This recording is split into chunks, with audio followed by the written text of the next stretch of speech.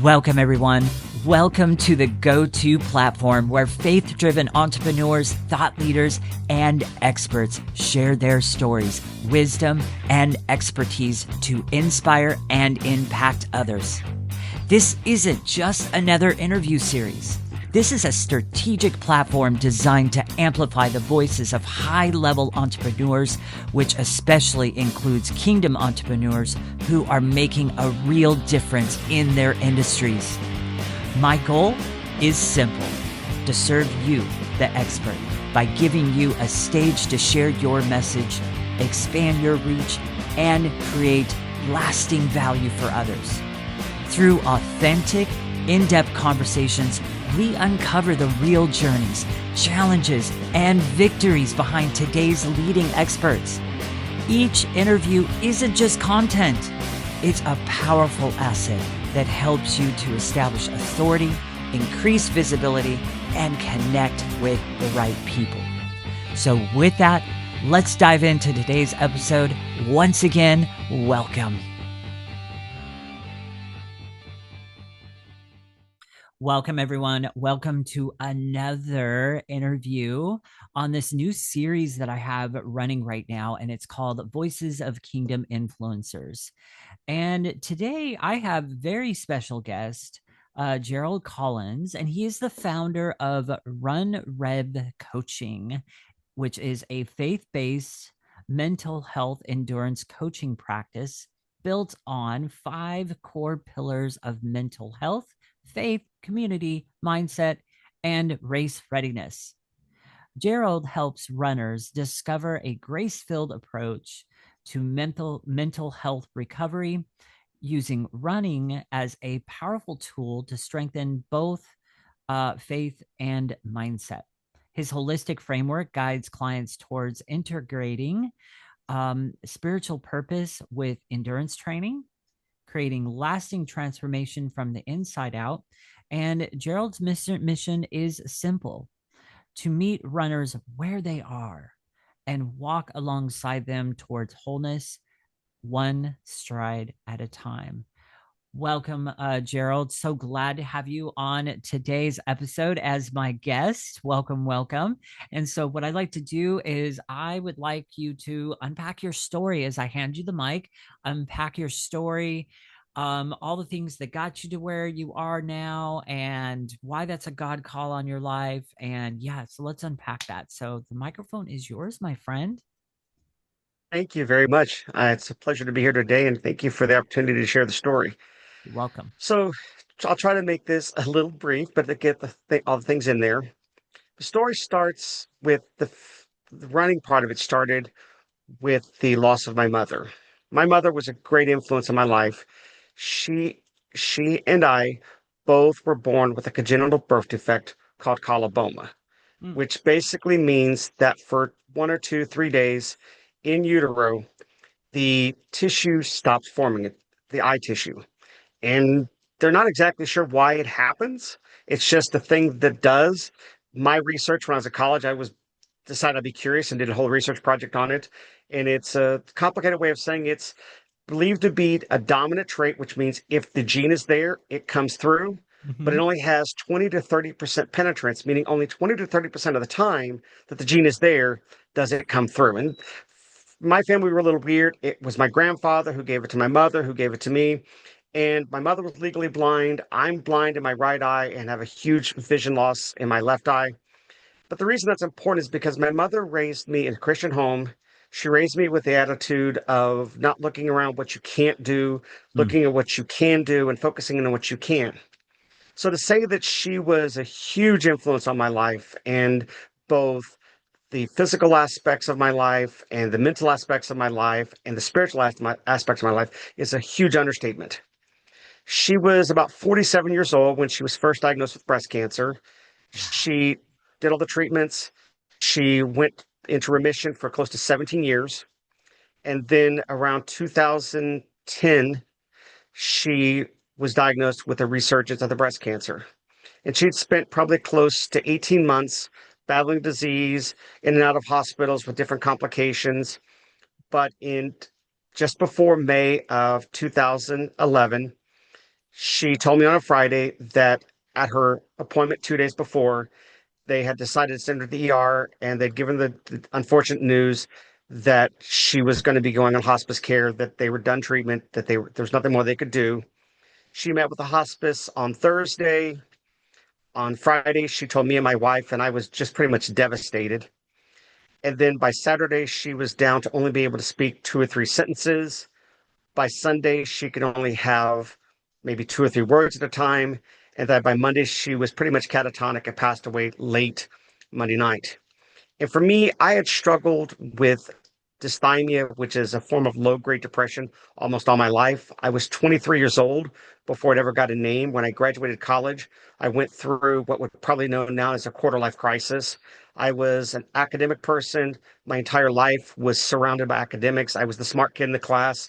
So when I graduated college, it was kind of like, well, what do I do now?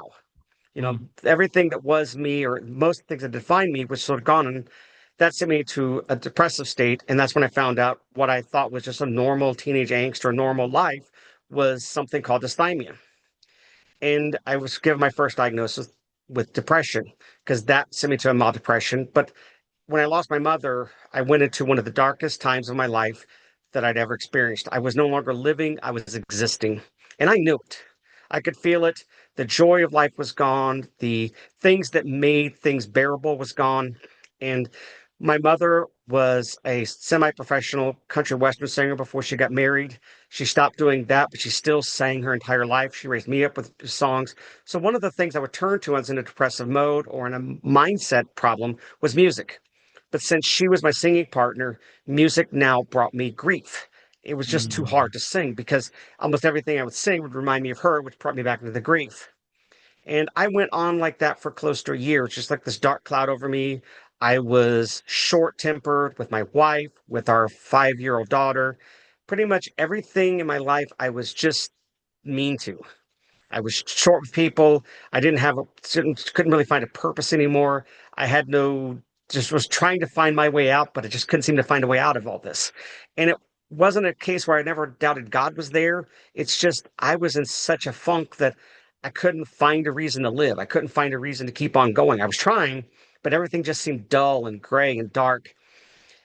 And unfortunately for me, I was dealt with a lot of the stigma with mental health, and I didn't really want to share with those outside of my really close friends and family that really knew me what the real struggle was.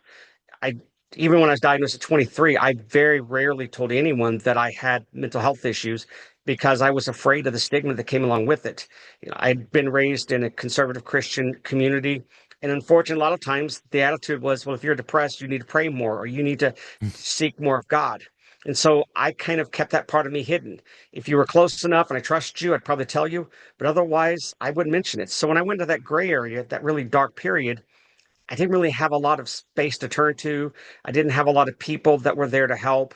I, I'd had by that point I'd been through some cognitive behavioral therapy, but I still just I couldn't find the funk out of this. And about May of 2012, little around a year after my mother's death, my wife pulled me aside and said, "Listen, honey, I love you, and I love you very deeply, but you are miserable.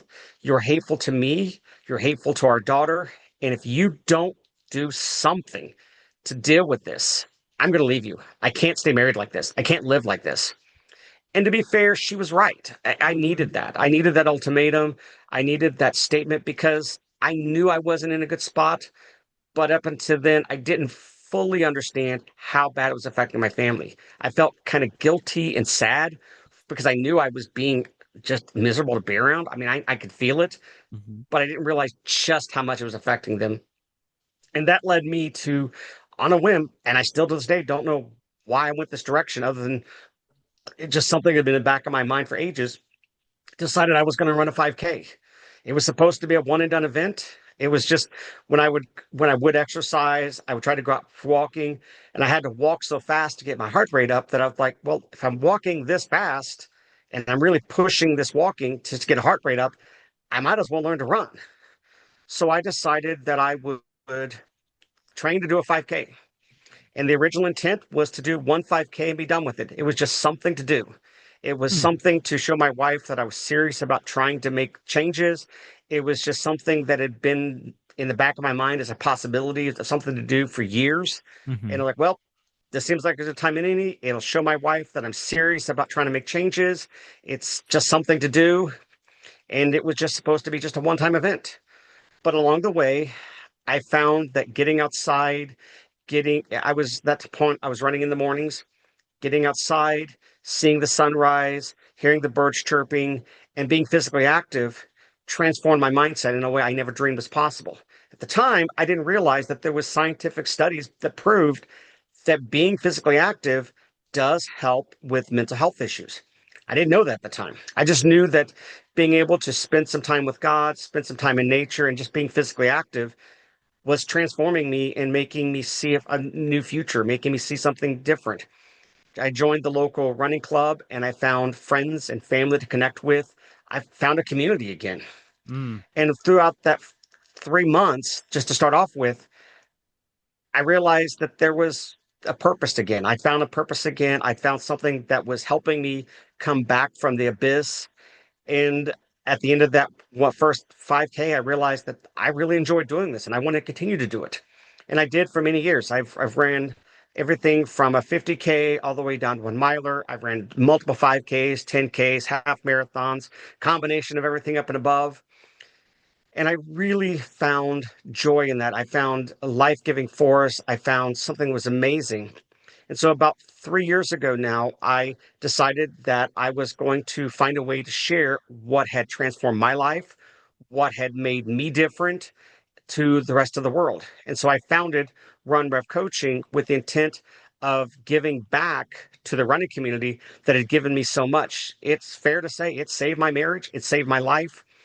And along the way, I found that how that all integrated together. But even when I founded it, I still was a little anxious to share with individuals, one, both my faith and both the mental health aspect of it. I was freely willing to tell you as a run coach and what run coach was doing, but I hadn't found the freedom to share that. And within the first year, I realized that if I was going to be true to myself and I was going to be true to what I really wanted to do, which was be a transformation to people's lives, I had to be honest with what was the full aspect of the change.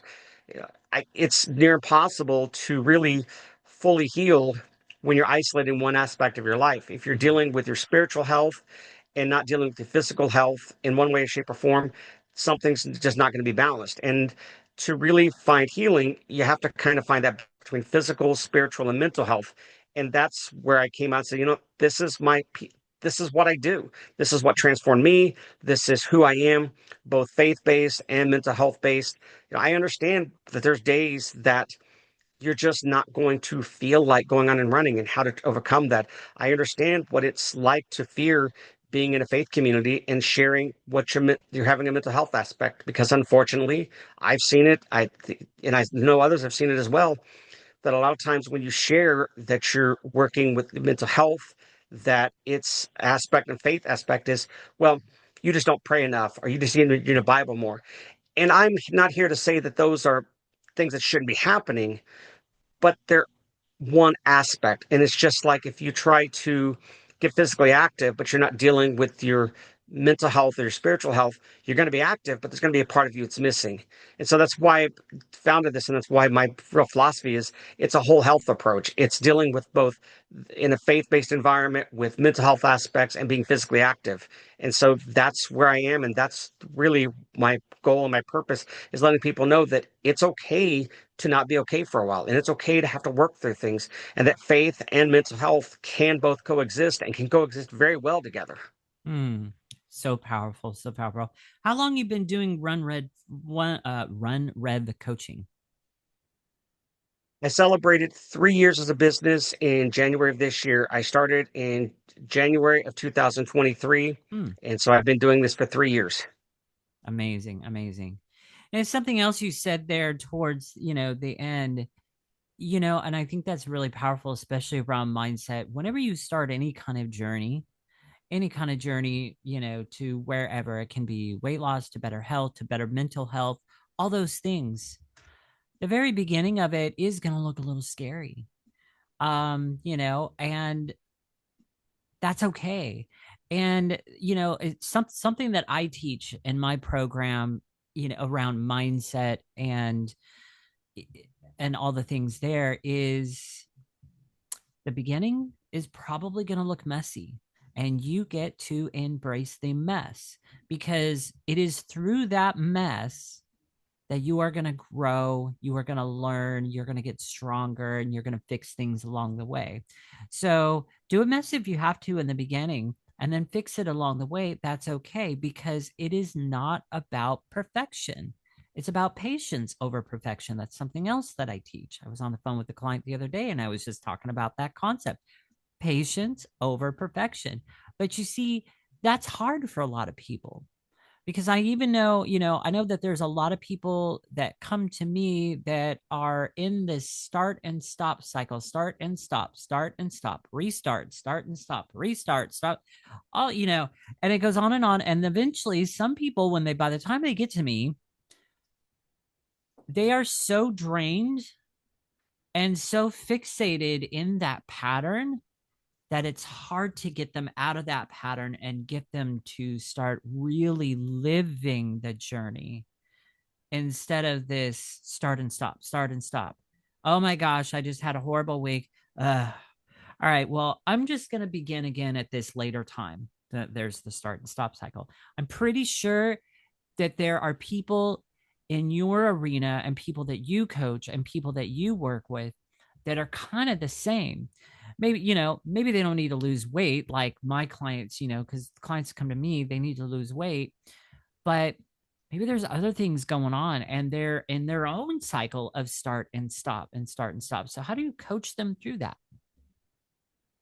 Just like you said, the very first thing is acknowledging that that's normal, that they're not failing or they're not a failure or less of a person because they're struggling. We all struggle. One of the differences, a lot of people just won't be honest with Mm, their struggles.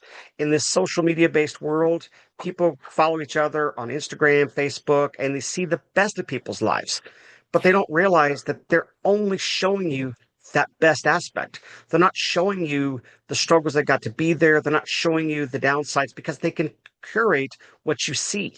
And when you start comparing your journey to someone else's journey, you're going to feel like something's wrong because I'm not where they are, or I didn't get as fast as they did, or in like the weight loss journey, I'm not losing as fast as my coworker did. I'm not losing as fast as my friend did. Yeah. And the reality is that's okay. One of the things that I say grace-based approach is there are going to be days and there's going to be struggles that you're going to have trouble with. One of the mantras that someone told me, and I love it, is fail fast, which is take an action, Ooh. take an opportunity. And if it doesn't work out, you learn that that doesn't work. So you try something different. There's an adage that Thomas Edison tried to invent the light bulb. I think it was 99 times before he got it right. The reality is our culture and our society is so fixated on, I don't want to fail. I don't want to do anything wrong. The reality is sometimes to find out what works, you have to find out what doesn't. Mm-hmm. And that's going to, for my clients, that's going to be trying to find a schedule to put this new activity in your life. You may think that you can do that after work, but then you may find out that, well, after work doesn't work for me because by the time I get so drained off work, I'm not there mentally or physically to be able to do this. And so a lot of times people look at that as, well, I tried that, but it didn't work. Okay, so let's work through what does work. Okay, if that doesn't work, let's try something different. And let's adjust this. Let's try before work. Let's try putting on your schedule. The point is we work through with my clients, I work through the failures, if you will. And I don't really look at them as failures. There's just things that didn't work. And so it's okay for things not to work. You just kind of keep finding out what does, and you keep working through till you find something that does. And the other thing is, you celebrate the small journeys. Mm. Okay, if in my case, if a client has 30 minutes on the schedule, but life happens and they can only fit in 10, 15 minutes, okay, you know what? You didn't just quit. You went out, you did what you could, you did what you had available, and that's a success. That's a wonderful success because far too often, especially with people that are dealing with physical activity, they get this all or nothing mindset where It's a case of, well, if the coach or my training plan says I have to do 30 minutes today and I only do 20, then I failed. No, you gloriously adapted to what life was handed you. You did what you could and you did it well. That is Mhm. a perfect success. I am I'm very adamant about I'm not looking for perfection. I'm looking for consistency. I'm Mm, looking at did you do the best with what you had? Because a plan is basically made in a vacuum. Any kind of a plan is really made in a vacuum. It doesn't know what your physical issues are this week. It doesn't know what your kids are doing. It doesn't know what you need to do around your house. And you have to be adaptable. And when you adapt and you make things work within what you really have available, that's an amazing mm, opportunity. So many people would just, oh, I couldn't get all 30, so I'm not going to do anything today. That's the failure. The real success is doing what you can with what you have to do. mm. So, so powerful. So, just a quick question here. Curious, what are some of the other like most common mental health challenges that you see in the people that you work with? It's if it's not the fact of just not really feeling like going out today, it's like there's adage for mental health runners especially. That first mile or just getting out the door can be the biggest battle because you just have to get over the mental aspect versus the physical aspect. Mm, Another aspect is that I see with a lot of mental health runners is isolation. mm, That's why I put in the aspect of community because I know it was what I was doing, and I know it's a real common problem with those who are dealing with grief, anxiety, depression. You just don't feel like always being around people, or you don't feel like people fully understand what you're going through. They don't get you, they don't understand you. And so you isolate yourself. The problem is when you isolate yourself, those feelings become stronger. And then the more those feelings of not really relating to people become stronger, the more you isolate yourself. And before too long, you're in this cycle where you're spiraling down to where you're just isolated. You don't feel like anyone ever understands you. And that's where you really can go into an aspect of the world would be better off without you, or the world doesn't really need you. And it lends itself to a very, very negative mindset because you really just don't have anything or anyone to connect with. It's, one of the things I do with my community aspect is I have my group runs that I run at least twice a month. And I structure them so that they're not designed around mileage. A lot of times with running based opportunities, everything's like, oh, I'm going to run 3 miles, we're going to run 4 miles. Well, if you're a slower runner, especially just coming into running or just learning, you may just feel like walking that day. And mm. so 4 miles, 3 miles could take you an hour, whereas these other fast people over here are getting that done in 20, 30 minutes. And so you feel even more isolated because there's really no connection there. It's like, well, what's the point of me being here? They're just running off and leaving me anyways. Well, I decided to make my group runs based on a time feature. So it doesn't really matter whether you're running a 6 minute mile or you're running a 16-minute mile. The object is you start and stop at the same time, and then afterwards you have a community or a group of people to sit and talk with and to socialize with. And if someone wants to share their mental health struggles in that community, they're more than welcome.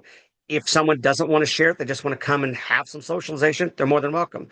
I try my best to make it a safe environment for people because I realize that getting out and getting with other people makes a difference. Even if it's just once or twice a month, getting out of your own house, getting out of your own mind, and just being with people who accept you as you are, where you are, makes a huge difference in your journey. Absolutely, it does. Wow, I love that because running and walking is actually something that I've adapted into my own week on most weeks. Now, this week we're going through a little bit of a hot wave, so like I'm not out there as much this week, but um, I'm an entrepreneur, so I'm at my desk like hours a day and stuff like that. And so I kind of use little times like that as an opportunity to get out. Number one, get in good sunlight because that sun, it is good for you, right?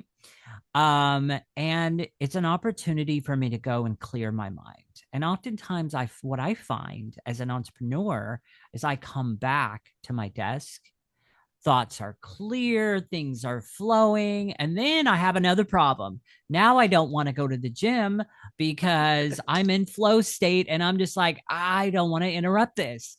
So, I mean, walk slash light jog is the way I call it. So it's a walk slash light jog. I don't really run. I will have moments where I'll run in spurts and different things like that. Um, but it's mainly to get myself out there, to get in some sunlight, to enjoy the nature, to all the things. And I love it. I don't need to go on a walk 2 or 3 times per week, a walk slash light jog. I don't need to. I do because I want to. It's a way to reset, it's a way to clear the mind. And like I said, there are so many benefits to getting in sunlight and soaking in the rays, and there are so many hormonal benefits. I mean, I can go on and on and on with that stuff, but so I mean, it has a couple purposes for me, and I love doing it. um so I love what you're doing there. So I have another curious question for you, though. How does faith actually support mental health rather than replace it? Yeah, very interesting question. I think a lot of times, especially in the faith world, we see faith and mental health as almost two separate coexisting items. Hmm. But in reality, especially for a faith-based individual, they don't work independently of each other. They help support and encourage each other. Because if you're in a mental health crisis and you're a faith-based individual, one, as we said, you isolate yourself, you get in a bad mindset, you feel like you're not having enough faith, or you feel like there's not enough, you just feel like things are just disconnected. But the reality is, having that faith helps you understand that, one, you're not alone in this world, that God is there to walk beside you and support you. Hmm. Two, your faith helps you understand mental health wise that God has not left you. Just because you're struggling with anxiety or depression or grief doesn't mean that God has left you alone to falter. He's walking there with you. And that faith aspect helps you understand that God will carry you through this. God will bring the people, the resources, the opportunities in your life to make this happen. And for the mental health aspect of it, I find that having faith helps you understand that there there are ways out of this. Looking to scriptures, things like, be anxious for nothing, but in all your ways trust in God. It's a paraphrase, but that helps you understand that there is something outside of you that you can lean onto and that you can look for help. That could be looking to a psychologist, looking to a counselor, looking to medications. That's it. Mental health, but that faith based helps you understand that there is something greater than you that's helping you walk through this. That there is, no matter how weird or how hard it looks, there is a purpose to your life. Even in the darkest moments, there's a purpose for you being there and you existing. And it may not feel like it, but there is.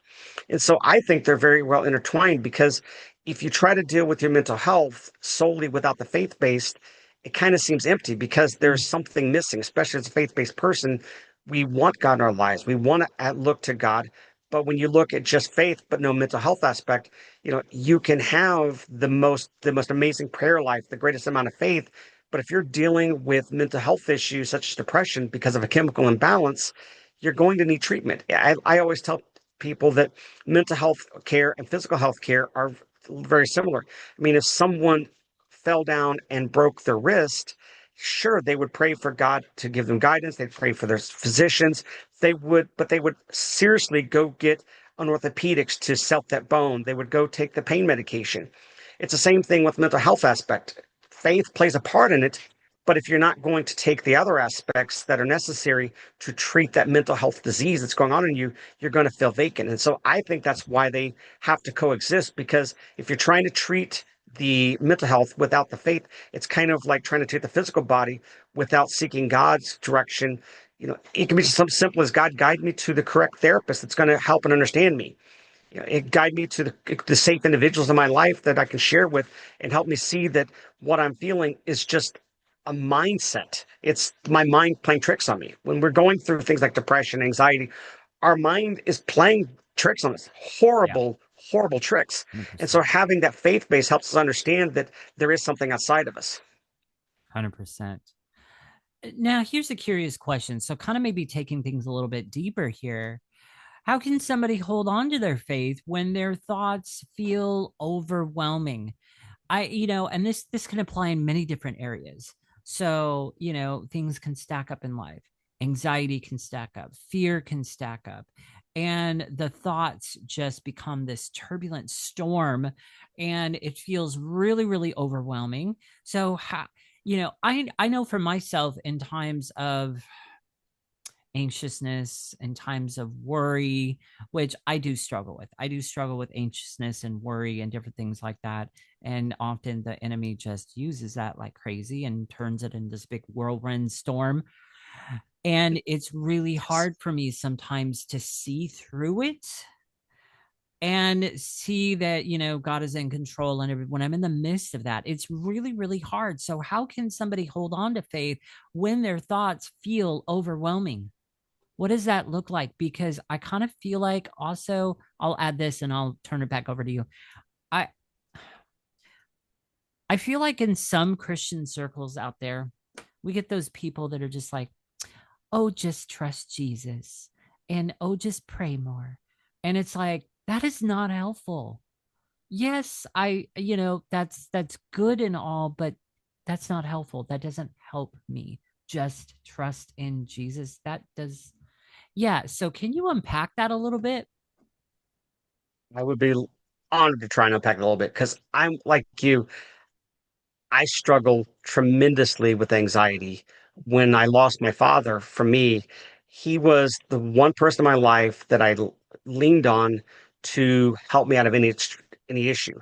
So when I lost him, my mom put me into a depression spiral. Dad's death kind of put me into an anxiety spiral, and now I'm kind of dealing with both of them at the same time.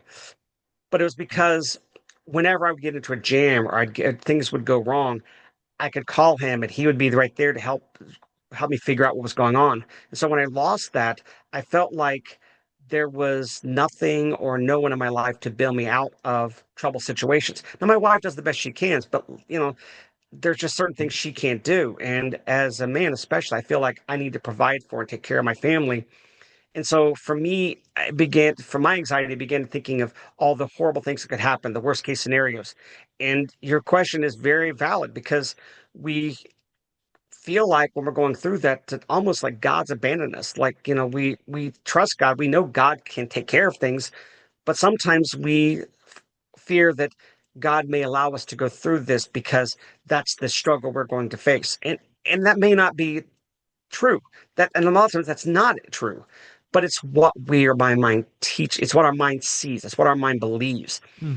And so to unpack that goes along these lines of one, like I said, I'm a firm, firm believer that people need the counsel of a good therapist. And there's nothing wrong with talking to your pastor, but if your pastor has not been trained in actual therapy, that's probably not your best choice or first choice for dealing with mental health issues.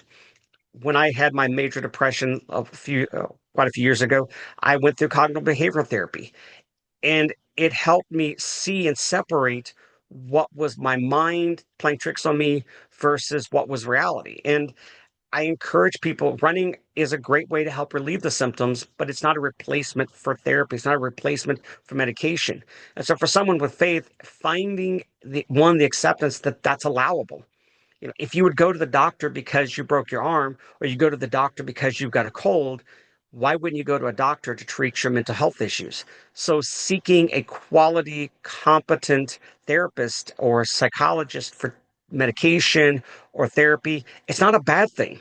And unfortunately, I have seen it where some preachers go, you don't need to go to therapy, you need to go to the altar. No, Oh those who are man. really suffering from Oh. mental health issues, they need good care. And it's not a lack of faith. It's no more lack of faith to go see a therapist than it's a lack of faith to go see an orthopedic or to go see someone because, as a runner, because you pulled a muscle. We seek out professionals to help us when we are beyond what we can do at home. If you got a headache, you take aspirin, you take Tylenol. But when that headache keeps going on and you're at the point of a migraine, you go see a neurologist, you go see your primary care doctor. And for those in the faith community, we need to open the idea that there's nothing wrong with seeking help. And it's not a lack of faith. You are right. I've heard this so many times as well. You just need to pray more. And I am Uh, not wanting to minimize the impact that prayer and looking to and meditating on scriptures, they have a place. They have a very valid place. But for a lot of people that are struggling with mental health, they're not enough. You need to go get professional help to mhm. walk you through what is a disease, what is an illness. It's beyond what you can treat at home. It's something that you're going to need help for. And that's not a lack of faith, that's wisdom. God gives us wisdom to know when we are in something that we can take care of ourselves or we're something that we need more help for. And I honestly believe a lot of people going through mental health struggles, they know they need the help. They don't feel like they're worthy of seeking the help, or they've been given bad advice by their faith leaders that seeking help is somehow less Christian. It's not. It is a Yeah. part of who we are. God gave us wisdom, God gave us knowledge to seek help when we need it. And I think that's one of the first journeys is we take our do at home remedies like going out and running, like prayer, and like our meditation on scripture. But sometimes you need to go get that professional help to help you get out of the mindset and realize where you need to go. Because there's a lot of things with mental health issues that our brains lie to us. And when we get caught in that lie, we think that's normal. We think that that's what we're supposed to be. And a professional can help us walk through and unpack one, where those thoughts come from, and two, they may be normal, but they're not something you have to stay in, that you can change the way you view the world. You can change the way that you look at things, and you can understand what you control, what's outside your control. And it's a good faith-based counselor, especially, can help you unpack what that means to look to God and look to professional help. Mm, mm. Now, I wrote down a question while you were going on that. So, I mean, I just got to ask the question, why are some Christian circles so against things like therapy, counseling, and different things like that? Why is that? I mean, it sounds really legalistic to me.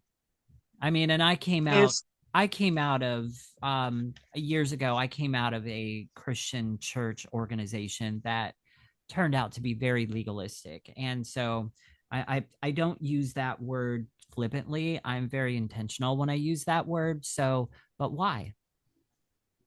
I think a lot of it has to do with something that happens. It happens in Christian circles, I think, is worse, but at the same time, society as a whole has a stigma around mental health.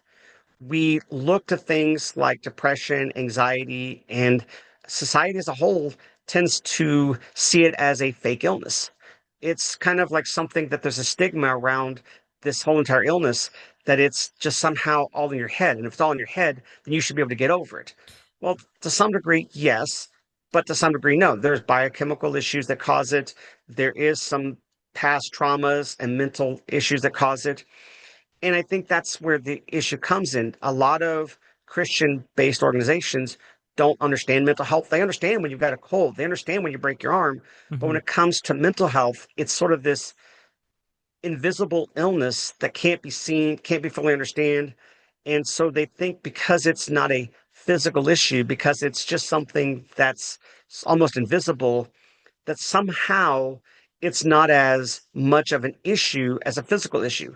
So in their minds, well, if it's a mental issue, then we should be putting all our thoughts before God and taking all our thoughts and issues before God. So therefore, it's all about spending time with God. And as I said, I don't think it's a bad thing, but I don't think it's the whole picture. Mm. And I think that's where the real issue comes, is that stigma that people don't want to talk about mental health. People see mental health as this fake disease, as this fake issue, that it's somehow all in your head and there's no real reality to it. And that's fake. There is a very real reality to mental health. And it's something that as more people talk, people realize what's going on. And I would venture to say, from most Christian specialist churches, there's more people struggling with mental health issues than they know, because they're afraid to speak up. They've got the stigma. They're afraid Mhm. that if they mention it, that someone's going to somehow see them as a less of a person or a weaker person, Mhm. especially men who are designed to be powerful and individuals who don't show any weakness. They don't want to talk about their mental health because somehow that makes them a weaker person, that they're less of a human being or less of a person because they're struggling. And that's not true, but it's the stigma. And I think that same stigma carries over into the society as a whole. But I think it's even worse in the Christian realm because since it is the stigma, it carries on. And they think that, well, if it's this mental issue, then it should just be as easy as changing your mindset and praying, and that should solve all the problems. Mm. And it's not. Mm-mm. No, it's definitely not. So, what does the role of awareness play in changing thought patterns? I firmly believe that as more people talk and make things normal, then people are able to fully seek treatment and seek help for what's going on in their lives. I mean, when people talk about they've got a cold, well, we all kind of share, no, hey, well, I did this or I did that or I did this helped me and this is why I go through. I think the same applies to mental health issues. As we break through that stigma and become more willing to really talk about what's really going on, I think we can find more treatments that are beneficial, even more stay at home, I mean, do it yourself treatments.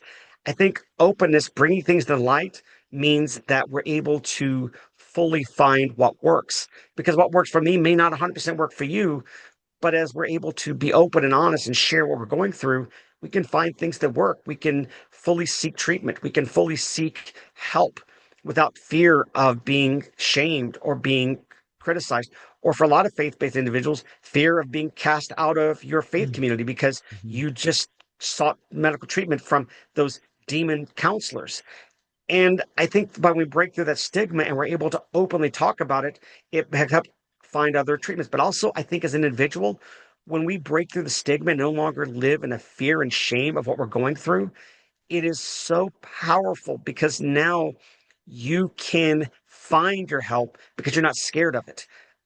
That's one of the biggest problems with mental health is you isolate and you don't want to go get help. And that lack of getting help makes it worse. And that making it worse, it's horrible. So breaking that stigma allows us to be honest with where we are and really seek help. 100%. What now, can you believe we've gone like 40 minutes already? So as we start to begin to wrap up here, time just goes like this. I'm telling you.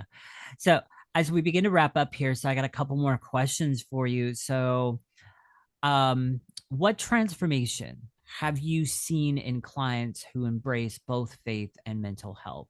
As you've worked with people, what are the transformations that you've seen as they embrace faith and mental health?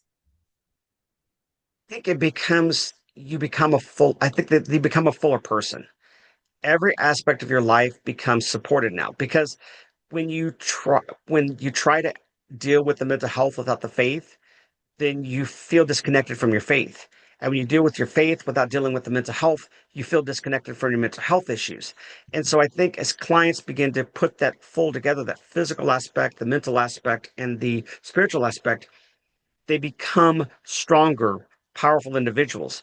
And they begin to celebrate the small achievements and realize that things that seemed insurmountable are passable. You know, when you're first starting out, you think, oh, I could never run a 5K, 3.1 miles. Oh, that's impossible. Then when you do, you realize, oh, wow, maybe I could. And you begin to incorporate God into the physical aspect. You begin to find your time out in nature as a way to praise God. And so your whole entire being becomes transformed for my clients because every aspect of who they are is supported and encouraged. And you begin to think that, well, maybe if I think this isn't possible, maybe the other thing I think is impossible is more possible than I think it is. So powerful, so very powerful. Last question, my friend. As we kind of conclude today, what are 3 to 5 powerful things that you'd like to leave the listener with today? One, mental health is not a weakness, it's Hmm. not a lack of faith, it is a disease. It is a process that you are suffering through because of what your body is doing. And it's real. It's not something that's fake, it's real. and it needs real work and real treatment. Two, faith and mental health can absolutely, and I believe should coexist. If you're a faith-based individual, your faith should help support your mental health, and your mental health should support your faith. They Mm-hmm. go hand in hand. They're not isolated silos. They are two legs of the same table. Three, celebrate the small steps in your life. You Ooh, don't get powerful. to the big things by making big steps. You get to the big things by making consistent small steps. That's where the real transformation is occurring, is making the small steps that you can sustain, and those Mhm. small steps progress to something big. And honestly, by the end of a year, you may look back and go, how did I get here? It's because you took those small steps, and they're sustainable, and they will remain in your life longer when you find things that are sustainable. When you try to make large jumps, you're going to fail because that's more than what you can handle. But when you make small, sustainable changes, they become that sustainable. The small things are not small, they're just the first steps. And finally, be free to be you. There's no Mm. shame in being who you are, there's no shame in being where you are. Don't worry about where you want to go. You can get where you want to go, but first you have to be honest with where you are. And that's okay. Where you are is where you are. And that's where you start. And you get to where you want to go by accepting where you are, because then you can make those small changes. And that's how you get to where you want to go. Wow. Wow. Wow. Those are really, really powerful and good. I love that. And especially love the small steps thing. That's a huge pillar on what I teach my clients is one step at a time, small steps, making sustainable for the long haul. And the other thing that I talk that I teach my clients, I was on the phone with a client the other day talking about the concept of the long haul. What do I mean by that? Well, what I mean by that is every new adaptation, every new change, every new habit that you adapt into your journey needs to run through this new filter, which is, am I comfortable of staying consistent with these new changes, new habits, new adaptations for the next year or two? When you frame everything through that filter, paints an entirely different ball game for you moving forward. We're no longer thinking short term. We're no longer thinking, oh yeah, I could do this for the next 3 or 4 months, no problem. No, that is a problem. You need to be able to say, I can stay consistent with this for the next year or two. Well, why? Because number one, I can guarantee you that when a year or two is up, those new changes and new habits will have sunk in and become part of who you are at the core. That's why that's so important. Now, am I saying, it's like, I know that there's somebody out there that's going to say, are you saying that, it's going to take a year or two for these changes to sink in and become part of who I am? No. Typically, yes, it's going to take about maybe 3 months for at the, it really depends. But the key is I just don't want you thinking that way. Your thinking needs to be on the ball game of a year or two, because as you do that, you will make adaptations and changes in your life as the journey goes that are sustainable for the long haul. That is the key to lasting change. The key is not quick fixes. The key is not getting from point A to point B as quickly as possible. The key is prepping for the long haul. Anything you'd like to add to that? You summed it up very gently and very well. And it's the same thing with my athletes. It's like the reason I say where you are is because a lot of times people think to do this, they have to be at a certain level. They have, like runners, they have to run a certain pace. No, you run at what's easy and comfortable for you.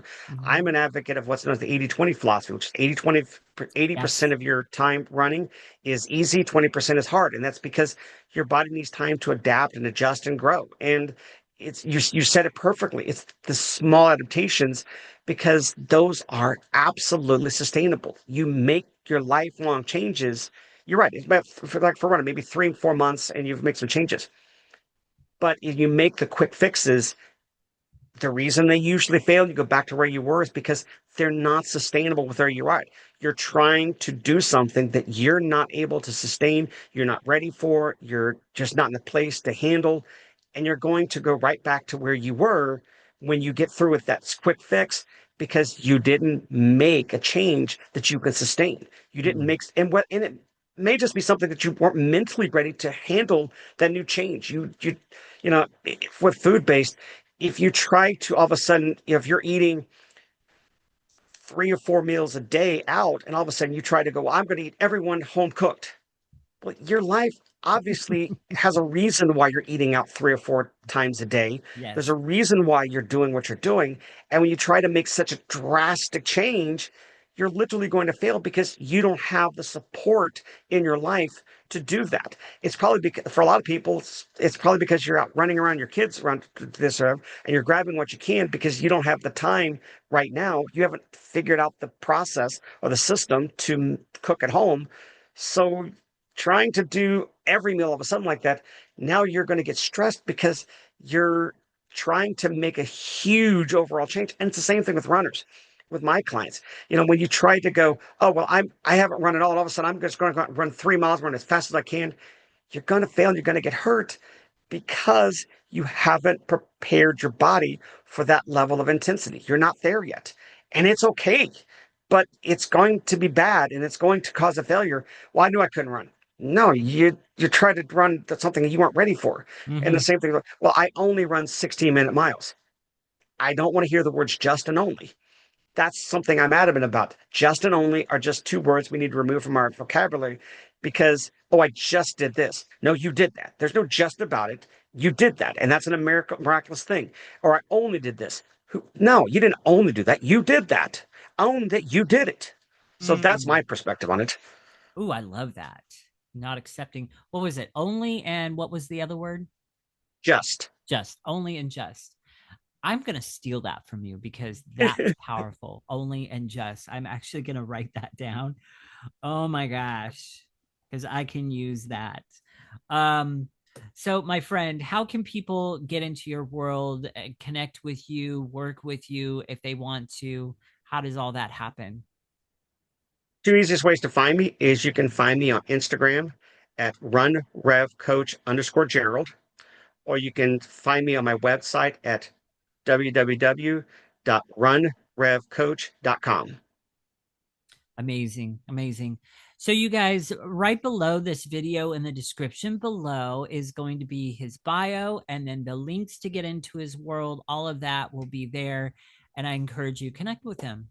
Get on a call with him, meet him, have a conversation, get into his world. And so all of that will be below.